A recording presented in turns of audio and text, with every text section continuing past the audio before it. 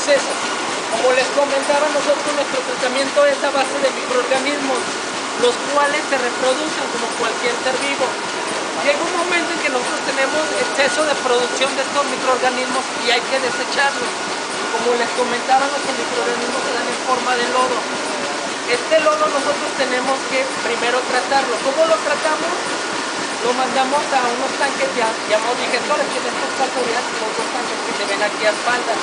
¿Qué es lo que hacemos ahí? Los microorganismos requieren de dos factores para poder sobrevivir: alimento, que es la materia orgánica, y aire. Nosotros lo que hacemos ahí, les damos nada más aire. ¿Qué pasa? Nuestros microorganismos llega el momento en que pasan a una fase que se llama de canibalismo. Se empiezan a alimentar unos de otros y este lodo nos lo dejan desactivo. El lodo, pero ya lodo inerte, ya no tiene vida este lodo. Entonces ya una vez que nosotros desactivamos nuestro lodo, lo que hacemos es deshidratarlo. ¿Cómo lo hacemos? A través de esta máquina. Esta máquina son dos placas, dos láminas gruesas de tela permeable, en las cuales se coloca una capa de lodo